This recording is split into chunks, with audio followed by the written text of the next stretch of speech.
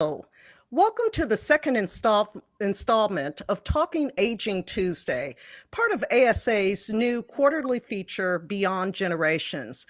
I am Patrice Dickerson, ASA's Equity Strategy Director, and today we're talking structural ageism, a crucial yet often hidden source of inequity. Earlier this month, ASA published a special issue of Generations Journal dedicated to the critically important topic of structural ageism. And this special edition of the journal was actually sponsored by SAGE. This special supplement is all about understanding that we cannot solve ageism without dismantling the systems in place that uphold it. And the guest editors, Michael Adams and Ronnie Kronick, assembled a phenomenal collection of articles that actually consider the root causes of ageism and its intersection with ableism, plus pass forward to inform our collective work to disrupt, dismantle, and rebuild for an anti-ageist future. So as 2023 winds down and we prepare to usher in 2024, we wanted to close out the year with one final ASA Live, focusing attention on the systems and the structures that reinforce ageism and the work that our ASA members and member organizations are doing to shine a spotlight on the structures that allow ageism to flourish and how we create an action agenda to eradicate ageism and ableism going forward. Joining me today, I am so thrilled to have Denny Chan, Managing Director of Equity Advocacy at Justice and Aging, Dr. Tracy Gendron, Chair and Professor in the Department of Gerontology, and the Executive Director of the Virginia Center on Aging at Virginia Commonwealth University, and Kylie Madhoff, Senior Director of Diversity, Equity, and Inclusion at SAGE. Denny, Tracy, Kylie, welcome, and thank you for joining me today. Thank you for having us. Well, you know what, Tracy, I actually want to begin with you. You are the author of Ageism Unmasked, Exploring Age Bias and How to End It, a highly accessible book that explores the roots and the history of ageism in order to better understand its current realities and manifestations, especially elucidating how structural and cultural forces are at play. How is age bias embedded in the systems and structures that reinforce ageism? Yeah, we could probably talk about just that one question for an hour or more, or a day, even in and of itself. But, I think to get us started in this conversation, recognizing that age bias, ageism is deeply embedded within all of the systems, okay, within all of the structures, Right. all of the cultures, within the policies and procedures and laws in and of itself, you kind of get the idea of how wide this is in scope. So, ageism, discrimination based on age, takes many different forms and it's in many different settings, including within healthcare, in education, in employment, in policies and law, in social media, in entertainment, the fact that we have a thriving anti-aging industry, even in kind of urban planning. And when we think about accessibility in terms of our physical structures and buildings, we often design places without the, thought of either older people or people with disabilities in mind. So it really is built into the environment, kind of brick by brick. The fact that we often segregate based on age, that's ageism. And we don't even really pay much attention to it because it's so normalized that it has become practically invisible. I think it just kind of is. It just lives out there. But meanwhile, what we don't often do to counter some of those structural issues is involve older adults in the process when we're making such laws, when we're making such policies. We don't have older people in clinical trials for pharmaceuticals, even though they're the primary receivers of those types of, many types of drugs. We don't involve them in the production and design of spaces, even though we may call it age friendly. So I think there's just a lot of dissonance out there. I think many people even want to do the right thing, but maybe don't even recognize that the problem exists first, no less, kind of take the steps that are needed to address the problem. So it's really quite complicated. Tracy, so often when we hear about ageist bias, we're taught to think at a micro level. That it really is about the social psychology of individual attitudes. But expanding our narratives to explain ageism grows exponentially in terms of the questions that we ask in our dialogic engagement with ageism when we add this structural element to it. It's part working with the ASA Rise Fellows. I often say to them, part of the work of equity is to make the invisible visible. And that's Yes. exactly what you're talking about. Yes, exactly. When I talk about this, I'll often ask people to think about who benefits from ageism. Mm. Okay, somebody benefits from it. Who's the one that's profiting from this? And that question itself can help you start to see some of the structures that are at play.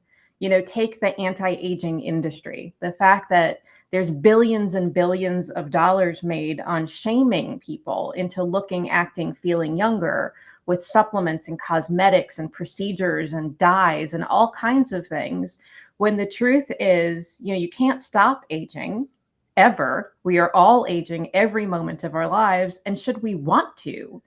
Who decided that the standard was youth as to be the beauty standard and the success standard? So there's people that are profiting. And when you think about, that level of structural ageism, it's an interesting question to ask yourself. Kylie, let me bring you into the conversation. You wrote a piece for the special supplement incorporating an anti-ageist and anti-ableist lens into DEI work. How do ageism and ableism, two different forms of structural bias and oppression, intersect with and reinforce one another? Thank you so much for looping me into the conversation, Patrice. And so many of the points that I'm going to make now actually mirror what Tracy just discussed. So, of course, these are two distinct sorts of prejudices, and it's important to understand them separately because each one can manifest differently, but there is an appreciable amount of overlap between them.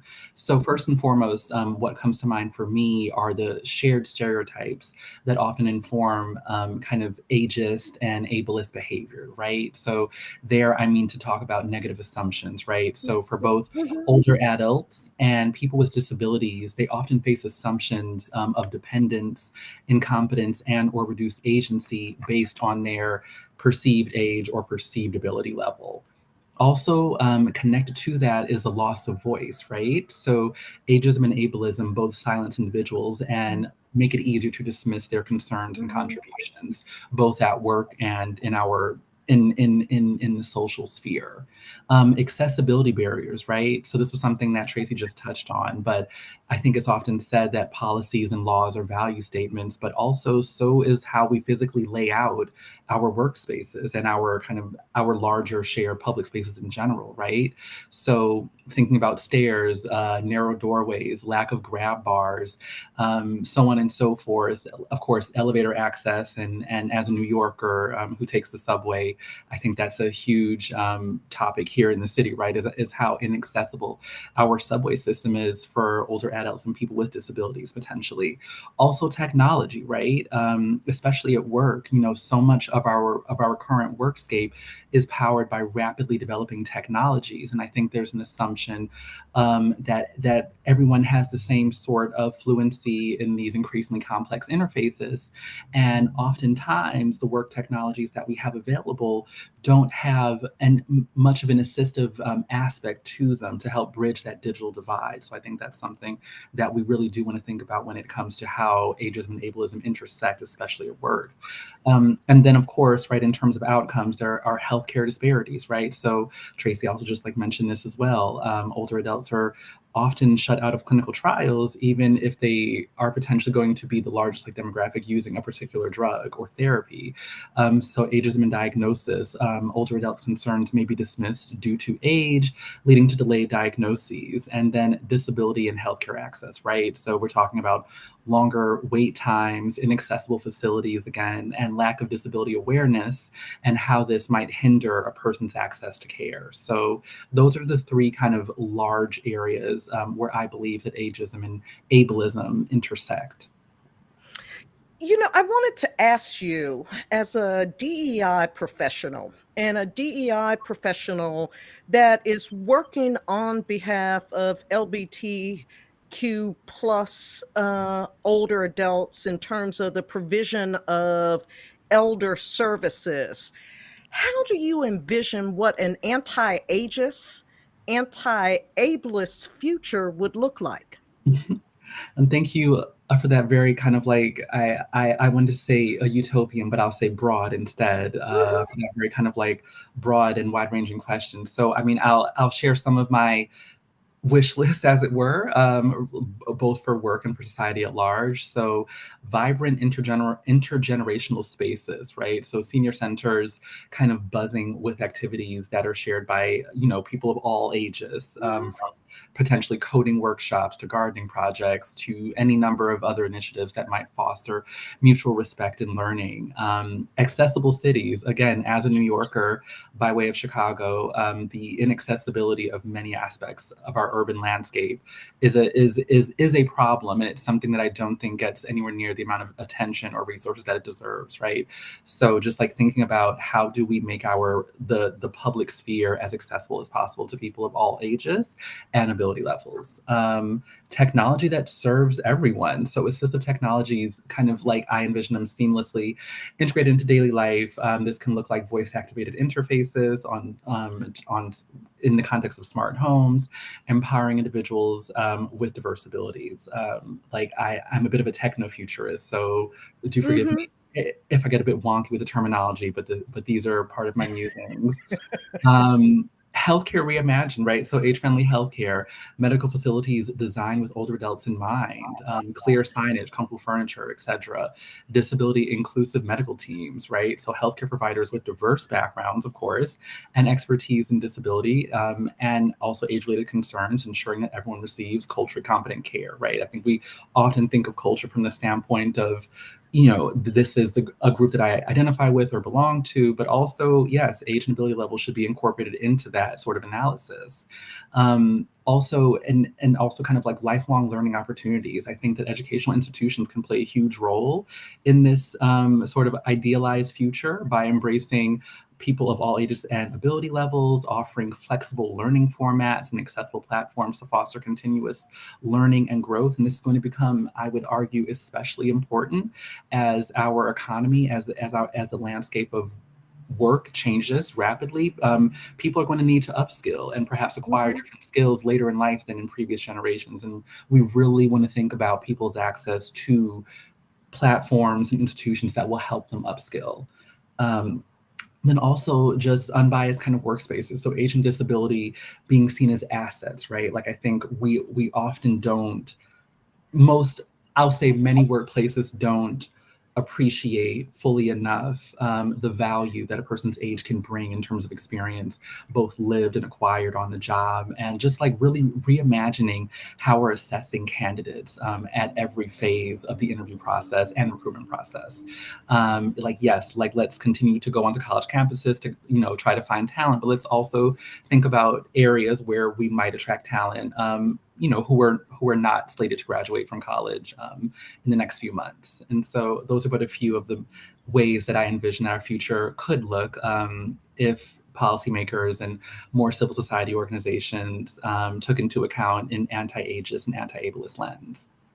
And so what you really kind of just detailed is, you know, the myriad ways in which structural ageism and structural ableism actually is hampering the possibilities.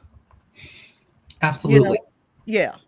I mean, I would liken ageism and ableism to any other form of prejudice, right? You know, at the end of the day, any form of prejudice only limits our growth, both as individuals and as a society, right? If we're essentially kind of like putting you know, any percentage of our population into a box that will, you know, in kind of limit the horizon of their opportunities and possibilities, yes, that affects them most acutely, but it also affects us as a society. So I think that we need to think holistically about how we can undo these structures for our own collective advancement.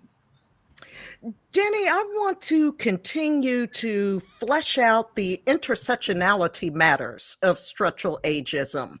And you and your Justice and Aging colleague, Jalila Selassie, contributed a co-authored article for the journal, The Power and Limits of Law to Fight Structural Ageism, Ableism, and Racism.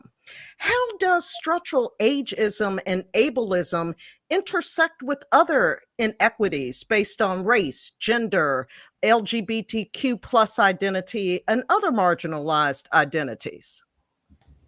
Yeah, thank you, Patrice, and good afternoon. I'm in California, so it's afternoon here. So good afternoon, folks, for folks who are streaming and watching. Each of your questions, I feel like we could have spent the whole hour talking about. I know. So I will try to be succinct here. And maybe I should make this a series, you know? I think that's a really interesting idea for 2024. But, you know, I will plus one to what Tracy and Kylie have already said, and then also to say that the big question sort of has multiple parts or multiple layers, but I think the key is really thinking about aging, disability as intersectional identities that overlap with many other identities that people carry and people have. And that's true, you know, because we don't, as people, exist in vacuums. Our lived experiences and how other people treat us is really a function of all those different identities coming together. And that shapes both how people move through the world, as well as how others treat you based on what they think you are. It's not just age, it's not just race, it's all those things happening at one time, which makes it unfortunately really complicated. But what we know is that those structures that Tracy and Kylie have already helped us to identify sort of are underneath all of that, right? So when Tracy was talking about aging being sort of a structure and sort of you can see it, the ageism everywhere, it's often regarded that aging is a universal process, right? We're all aging. And then someone has decided that we're going to value youth more than other types of age. And so where we see that really coming about is, unfortunately, even though all of us are aging, we don't all age the same. And so, for example, I'll give you one example. Later this week, Justice and Aging, we're releasing a paper that's sort of unpacking policies and programs designed to support tribal elders. And if you look at life expectancy rates among tribal elders compared to the general population, you'll know it's significantly less. So even this notion that we all yes, aging, but whether we all even have a chance to reach a certain age is going to be the function of many different things, including race. And so if we zoom out and we think about all the things that Tracy talked about at the beginning when she said, we have policies and structures that are intended to segregate older adults. That is both super true, and also even within those structures, we notice different outcomes depending on who those people are. So for example, we have a healthcare system that prioritizes or biases toward institutionalization. And you can start with layer one, saying that, well, older adults and people with disabilities are one of the few groups that we don't even think about, challenging the institutional policies that put older adults and people with disabilities in skilled nursing facilities and other types of institutions. Instead of answering the much harder question and the much more, sort of important question of how we deliver care in this country in a way that people actually want, which is usually not in an institutional setting. So that's like layer number one. But then layer number two is that when you get into an institutional setting, what you notice is that just like life expectancy, not everyone fares the same. In fact, nursing facilities that have a higher proportion of residents of color tend to have lower staff ratios, which means that those healthcare workers are overworked and unfortunately oftentimes underpaid. But it also means that there are worse health outcomes for people in those facilities. And we saw that during COVID-19, right? When all of that came to a head and we saw both this mix of ageism, ableism, institutionalization, and race happening throughout the country.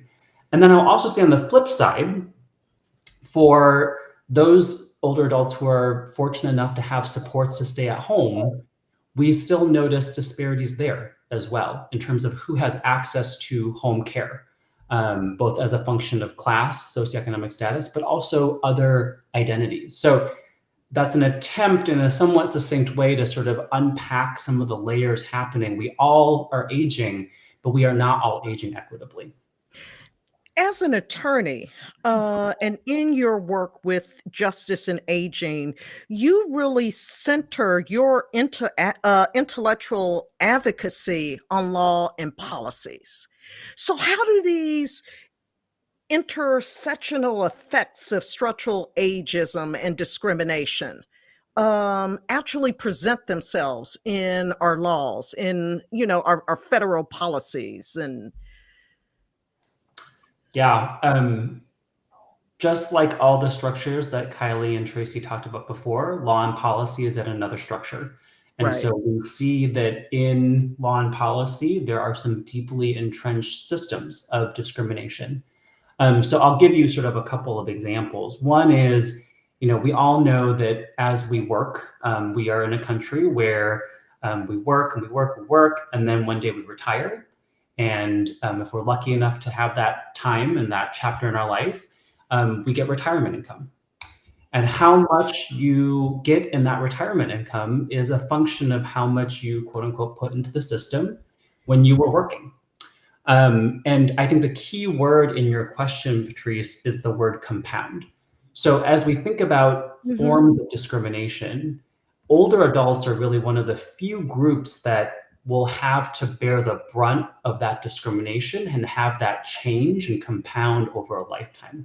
So if we go back to the retirement security example, we know it's well documented that women are underpaid compared to men for the same type of work in the workforce. And so I call it sort of like 2 bites at a rotten apple. So the first bite is the bite that you get when you are working and you are, as a result of structural discrimination based on gender, underpaid for the same type of work. And so that means that you can afford less in real time, right? But then as you age, and if you're able to make it to an age where you retire, you then also get that second bite of that same rotten apple, because now you are paid less because the discrimination that you experienced in your younger years. So that's sort of a really minute or sort of specific example of how this plays out in the law and policy. And that was a policy choice, right? Because we were unable to fix gender discrimination for younger people. Older women are now discriminated against when they retire. And that has that compounding effect.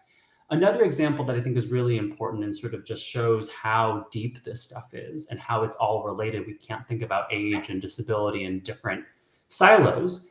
Is that I mentioned a little bit before about COVID-19 and the worse health outcomes that people experienced in nursing facilities. We also know that COVID-19, we saw a rise in care rationing policies, or what was known as crisis standards of care. And that was an awful moment that said we are going to, in policy, deprioritize the lives of older adults and people with more chronic conditions because of a estimated likelihood of survival based on COVID-19. But that, again, was sort of layer number one. And that was an opportunity for aging and disability advocates to come together and say, these are awful policies. They don't have to be written this way. You can make other choices in hard moments like that. You don't have to make it an entrenched bias based on age into a policy. What I thought was really funny about some of these policies was it would say, well, we're not making ageist or age-based considerations. It's not age discrimination, because if you'd ask most people which lives they would value, most people would make the same choice. And I thought it was such an interesting logic game of, well, we're going to use people's popularly held ageist attitudes to justify ageist policy, right? And that was sort of like layer number one. But then layer number two was that as you dug into, and what we did here at Justice Nation was we dug into these scoring formulas, right? That were elaborate, like how do you decide who gets the ventilator? They'd have these sort of algorithms. And as you look and take apart the algorithm, which again is a structure and a policy, it would disproportionately count both age, disability, and certain types of chronic conditions. And when you did the math, when you sort of ran all of that in a particular community, what was likely to happen wasn't that you were just going to screw over older adults or people with disabilities, but you were also going to particularly target and hurt those people in communities of color because of the higher rates of chronic conditions and the specific conditions that they used in the scoring formula.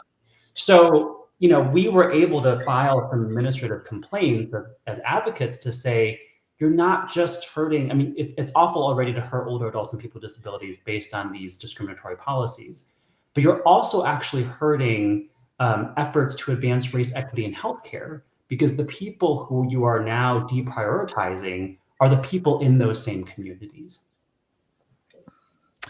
Let's turn our attention to how we confront the systemic ageism that is so pervasively embedded throughout society. And, imagine what an action agenda to eradicate structural ageism should be, or what it should include. Tracy, the subtitle of your book includes "And How to End It." How do we end age bias? Another big question. So, I think actually it's conversations like this. In my opinion, having, these amazing folks on here, and Denny and Kylie, I love your comments, both of you. I think it really is just painting a really full picture of the complexity of this and the breadth and the depth of it. So it starts by raising awareness. I truly think it's that simple. Until we see all of these intersections, until we kind of put these pieces together, and Denny really eloquently, talked about how circular some of that logic can be, where we're making ageist decisions based on ageist policies, and it goes round and round. Until we look at that, and until we see all of those intersections together, we're never going to be able to really start to peel it back and pull that apart. And Denny, I did want to comment really quickly. In my own hometown, there was a study done years ago that showed a 20-year discrepancy in life expectancy within a 5-mile radius. And it was all class and race-based, where, it was a much wealthier, predominantly white area that lived 20 years longer than a predominantly Black and brown area that was income insecure. And you think back to, well, how did it get that way? And it's redlining, it's policies, it's purposely not having access to grocery stores, it's putting highways through neighborhoods, on and on the history goes back. So until we start to see that, I don't think we're going to be able to make progress. So that's one piece, is raising the awareness. But then honestly, I feel like movements are made by individuals changing the way that they think and changing the things that they do. It takes all of us to create the mass necessary to force change. And that really does build one person at a time. So acknowledging, first of all, we are all aging, which we all understand, but is profoundly different for some people. Yeah. I do talks like this, all over, and some people are floored. Like, I never thought about that before. I never thought I was, I'm an aging person. But seeing that this is about us, I think, is critically important. Recognizing that we can choose to think differently. We can choose to act differently. We can choose to speak differently. Seeing ourselves as intersectional beings is part of that. Recognizing that we have power to change these narratives is huge. Go back to other movements and think about how we gained momentum in those movements. Ordinary people do have the power to change things in everyday ways. So, to me, that's all part of it. Recognizing, as Kylie was saying, older people have potential. Older people have purpose. There's room for opportunity. Older people want to be able to contribute in meaningful ways. We can create the space for that. Economically, we're going to need the space for that. We're going to need older people to be in the workforce more so. So these are all ways to end it. And I'll add one more in, which is kind of just the elephant in the room lately, which is, we got to stop talking about old in politics. We have to stop blaming age in politics. We are about to really enter this season, this election year, where this is going to be, a bigger and bigger topic of conversation, talk of a gerontocracy, talk of, how old, talk about, there was just a New Yorker cover recently that was the most ageist, ableist thing I have ever seen, really identifying what competency means, because that slips into ableism very, very quickly. So there's an opportunity here for us to really lean into this and start to push back against that and make more and more people aware. So, as the big thinker, as the leader of the Virginia Center on Aging, how would you suggest that we begin to lean into that in preparation for what's to come in the 24/7 news cycle that the presidential election is going to be? Yeah, I think we've got to get a little bit uncomfortable. I think we got to get a little bit brave. I think we're going to have to speak out more. I think we're going to have to step out of that comfort zone to respond. And we'll have to take advantage of the opportunities that are presented to us. So again, this is kind of like, there's been a lot of egregious ageism lately. And it's heartbreaking, and I hate seeing it. At the same time, it presents an opening for dialogue, opening for conversation, and we have to take those openings. So again, doing things like this, writing the amazing pieces that both Kylie and Denny wrote for generations, that's great, because then once that's out there, that's shared. Trying to talk on podcasts when you can, and getting on, news when you can, to be able, but also just in the everyday conversations in the everyday world. At VCU, what we try and do is create the evidence base around it.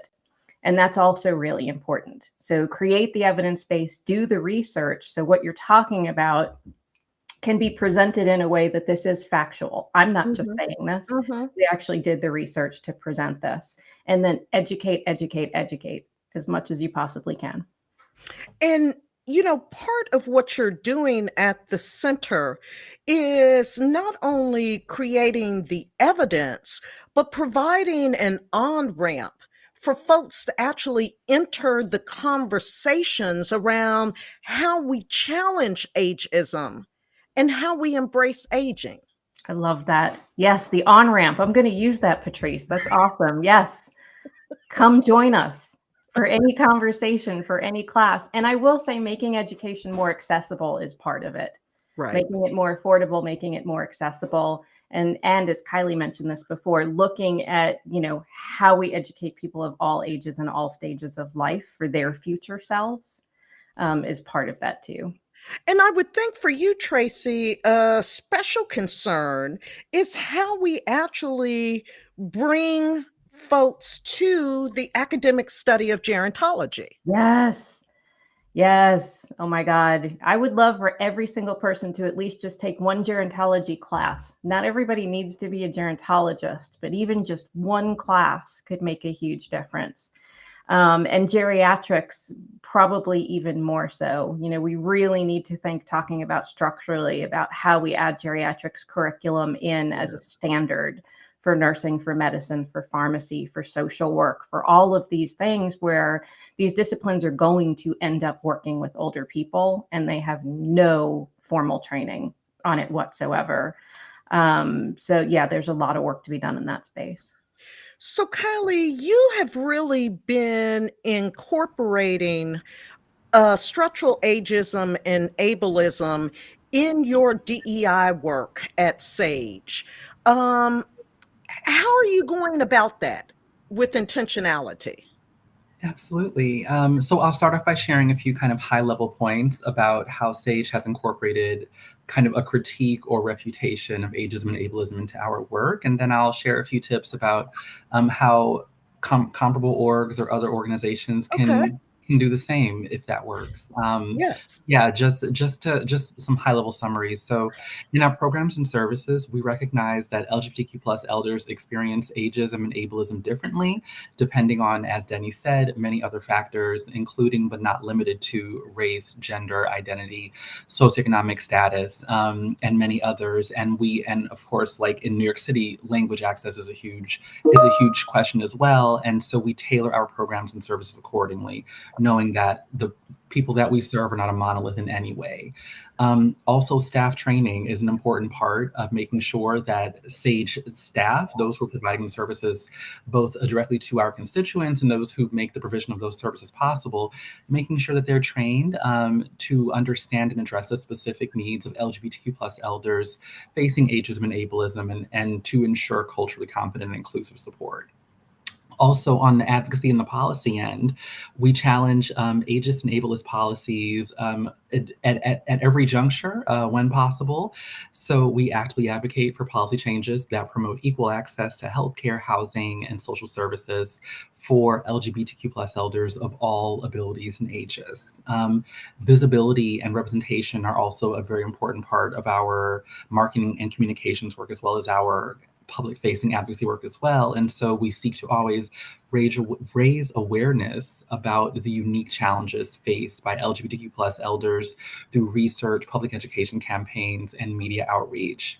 And as we discussed, right, we also want to make sure that our in-house our spaces are as accessible as possible. And so when designing our various centers across New York City, we did ensure that our physical and virtual spaces, especially during COVID, right, when folks couldn't travel as much or when it wasn't safe to do so, depending on people's health backgrounds, we wanted to make sure that people of all technological abilities and, had access to programs both on-site and online. So that included for some the provision of the actual hardware that would permit them to access SAGE services being held online, especially during the pandemic.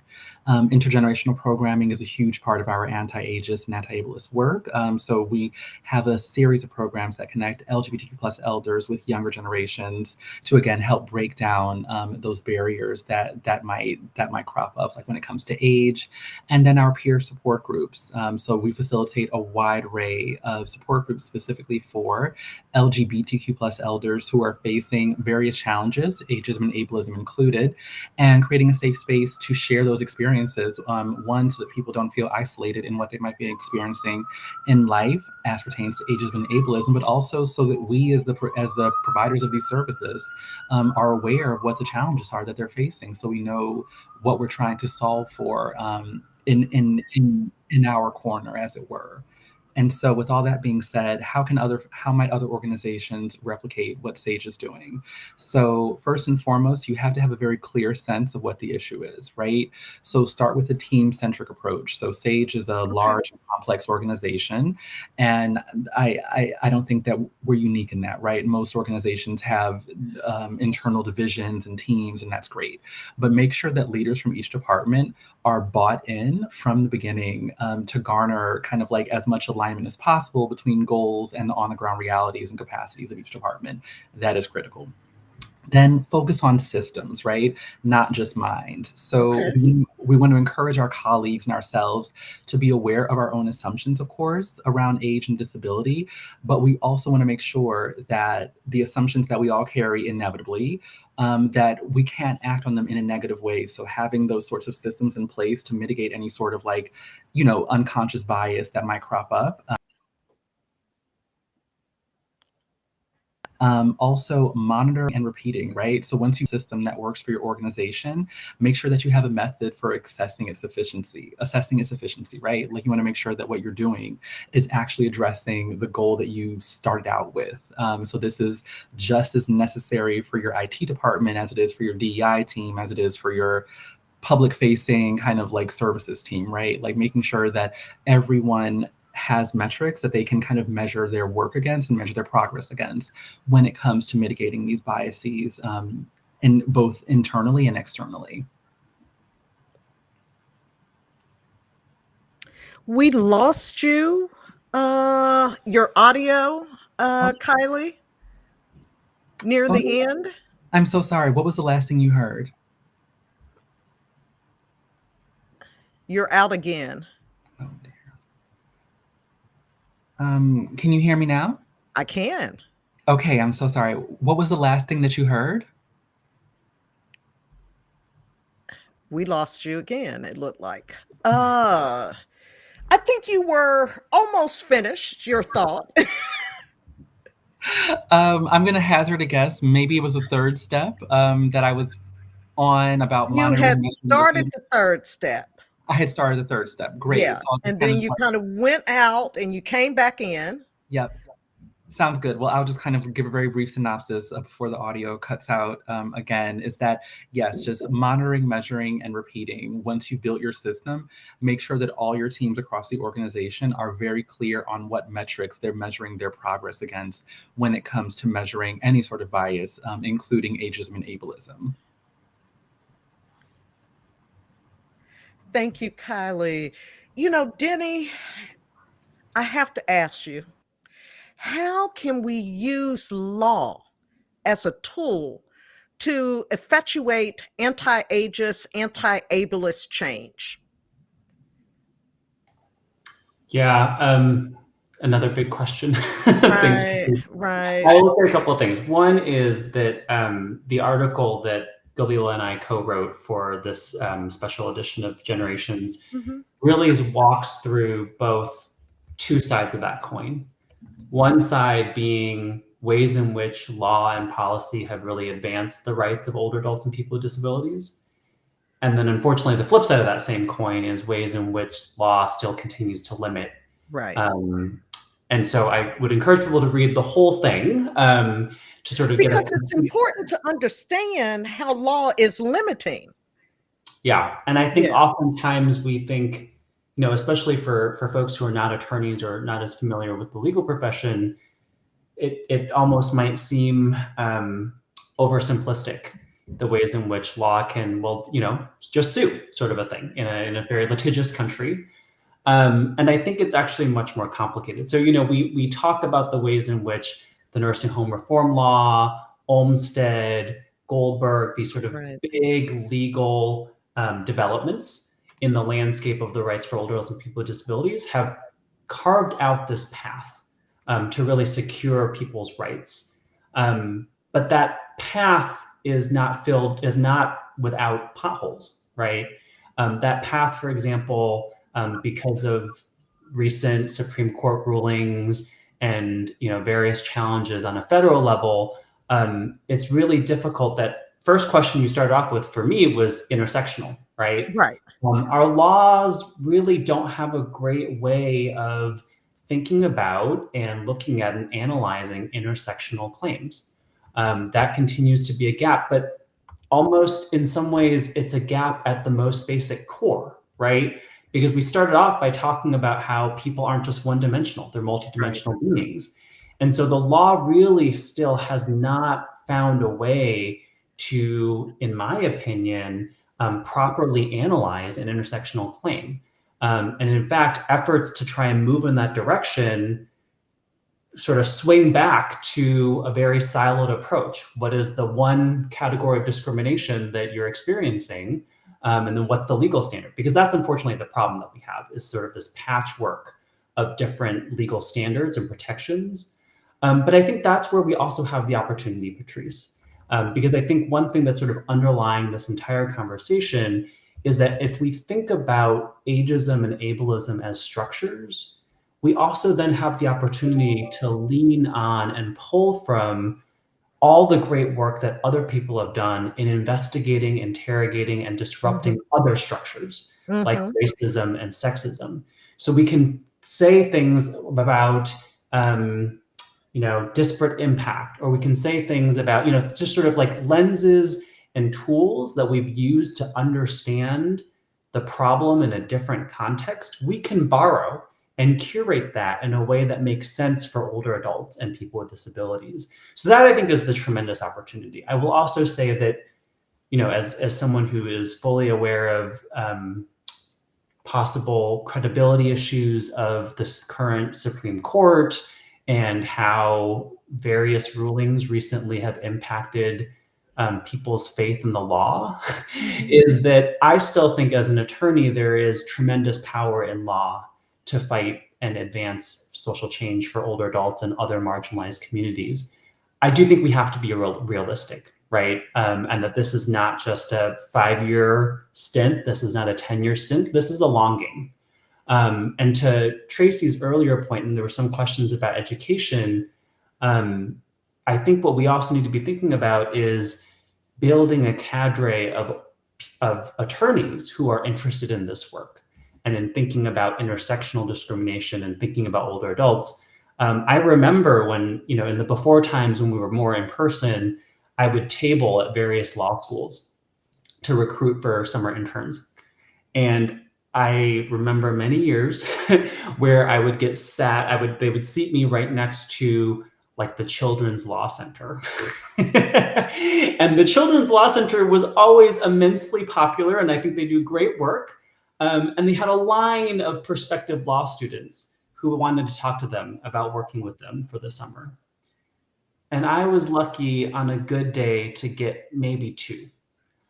So that piece around starting with the individual, thinking about how we can change our own mindsets and interrogate and disrupt our own thinking is really quite true. And we need to do it to build, because this work, I think, will outlive all of us. And we need to have generations ready who are going to be able to pick up and go and build on the progress that we're trying to make. Denny, in October, Justice in Aging released a special report that you actually authored, Fulfilling the Promise of Equity for Older Adults, Opportunities in Law and Policy, that offered a framework for how to advance equity in aging through laws and policies, addressing not only structural ageism, but also the other types of discrimination that intersects with age and, compound the inequities that we've been discussing. But in that paper, you recommend focusing on 5 key areas to advance equity for older adults, especially those that are experiencing intersectional inequities. Can you say a little bit more about those 5 key areas, in terms of why we need a very broad set of solutions grounded in law and policy as we move forward? Sure. And I think, if folks have been watching with us since the beginning, they will appreciate, I think I was either Tracy or Kylie who said complexity and breadth of the issues that we're talking about and that we've been talking about for the past 50 or so minutes. And to me, before I get into the recommendations in that paper, What I will say is that's precisely the reason why we need multiple approaches and strategies, because there won't be one winning strategy. I'd love to tell you as an attorney that we can just do it all through law. Right. And that's just not the reality that we live in. Right. And I think we will be unsuccessful if we put all of our, money behind one strategy. We need to have multiple ways that we're thinking creatively about addressing these intersectional issues. And so I will say, our approach in that paper, which I encourage everyone to read, we both have like the longer version as well as a shorter version, and figure out, what version best suits you. But we were tasked really to think about, as we unpacked this and made the case that ageism and ableism have to be thought of as intersectional with these other forms of discrimination, that we can't just make a case and then assume that people will know what to do with that case. Right. You have to make the case, and hopefully if we've convinced folks and persuaded folks to see some of those connections, then we want to orient people to think about taking action in 5 different ways. And so what we did was come up with sort of really 5 broad areas in which we think people could prioritize some efforts to address aging intersectionally. The first is really to think about and resolve issues in long-term care. This is such a broken system in our country. Most people don't want to be in a nursing facility, but that's the default standard, unfortunately. And then all the sort of disparities that I talked about that exist both in institutions and outside of institutions. The second is really strengthening safety net programs. These are the programs that older adults support or rely on, and that those programs, if we think about all these different structures, they have some deeply entrenched systems of discrimination in them. And so we need to make sure that those safety net programs are both adequately meeting the needs of those older adults, but also not replicating harmful structures and outcomes. I spent, a little bit of time earlier talking about how our anti-discrimination policies are outdated and don't really recognize the ways in which those policies and the ways in which discrimination has evolved. And then there's also, as Patrice, you can appreciate, a growing interest around data and what does data mean? How do older adults show up in data? And so our 4th recommendation is really to think through, how do we take an intersectional approach to data? When we were in the height of the COVID pandemic, and I was doing a lot of advocacy here in California, I was shocked by the ways in which our data infrastructure, this is one of the biggest, most richest states in the country, and the state couldn't even tell me which facilities had a disproportionate number of Black older adults in nursing facilities. They would have to go in the back end and try and do all these things. I mean, it was like the most complicated thing, but we're the home of, Apple and Google and these sort of private systems that have figured it all out. So there's a real opportunity to make sure that older adults and people with disabilities don't get lost in that effort to improve data collection and data reporting. And then the last but not least is really making sure that there is equitable outreach and education. One of the things I think that Tracy started off with was remarking about how these systems are not built with the end user in mind, and certainly don't ask the end user what they think. And I remember in the height of COVID, when states were rolling out vaccination campaigns and they were doing it on smartphones, you had to drive to the vaccination center. I mean, all of that is proof in the pudding about how older adults were not thought of, were simply an afterthought. But ironically, we're one of the first populations of people to be prioritized because we recognize that older adults need the vaccine. So it was like, oh, we get that you should be in the front of the line, but all the systems that we come up with are not going to recognize that they make it basically impossible for you to get your shot. So, that is 5 places to start. But I often think that the challenge for a lot of people, even if they understand the intersections, is they don't know where to start. So that offers at least a roadmap of places that people can think about in their work. And it's important to give people roadmaps, to provide opportunities for individuals to, decide on their call to action, their dimension of advocacy. Your fifth recommendation around outreach and education actually relates to a question that's in the chat. So I'm going to put this out here. How do we design effective educational initiatives to raise awareness about structural ageism, to challenge ageist attitudes and behaviors? Anyone want to jump in on that one? I'll start. So I think, we've already mentioned that intergenerational opportunities for engagement are really key, and really quite effective. In fact, one of the most organic things that we can do to change attitudes about ageism is have people in intergenerational relationships, have age diverse teams, to really bring out people's talents and abilities and skills within that is really important. I will say with this one, from my experience doing education, I think it's important to raise awareness about structural ageism and to balance that in terms of looking personally at how we feel about our own aging and the fact that we are aging people.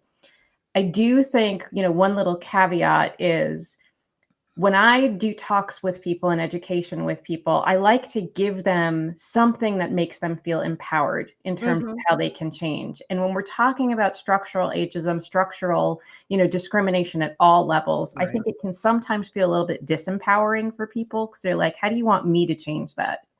I'm not a lawyer. I'm not an advocate. I'm not a... So I think we need to balance those educational initiatives and give people tangible things to say, this is what you can do. This is how you can think differently, act differently, challenge your unconscious bias, possibly get involved in some advocacy organization.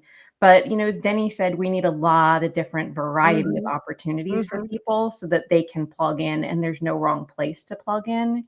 So I would say when you're designing that educational initiative, just to think about that menu of options for people so that they can really have an action item and something that they can relate to.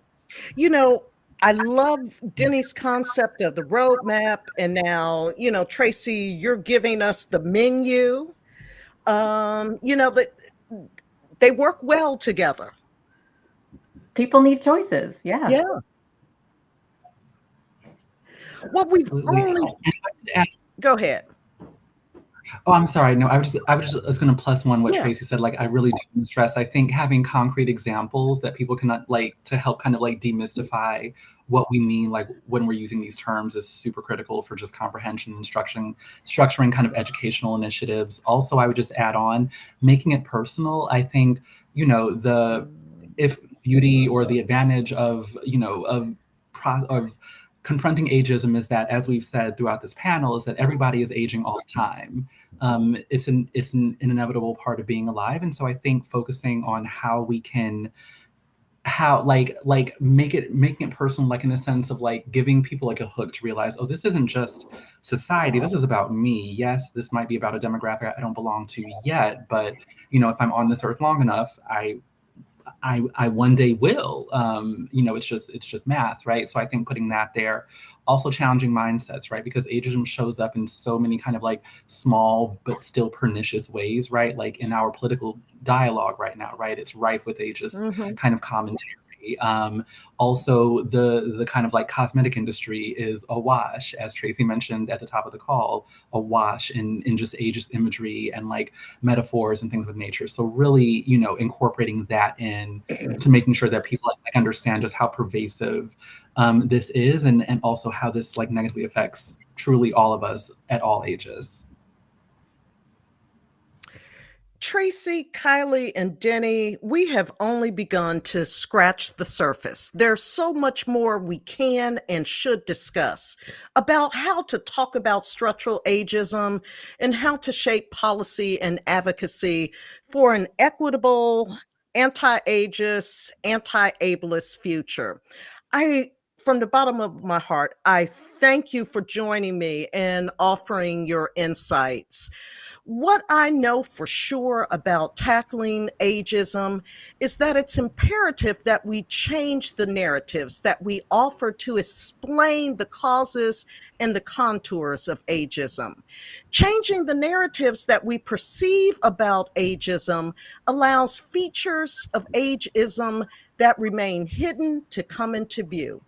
The fact is, ageism is all around us, from the ageist acts that are visible and that can be associated with individuals and groups, to the ageism that is invisible because it's embedded in the taken for granted rules and practices of everyday life.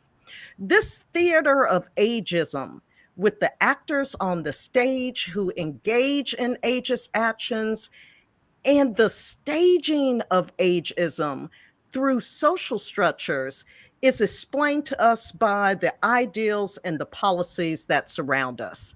We may experience ageism as individuals, but ageism is intersectionally structural too. So I want to thank the audience for tuning in today. Please check out the special edition of Generations Journal on structural ageism, and be on the lookout for future Beyond Generations programming in the new year. If you celebrate, happy holidays from ASA. We will see you in 2024 as we celebrate 70 years of uniting, empowering, and championing our diverse membership, working with and on behalf of older adults. Thank you for joining us today.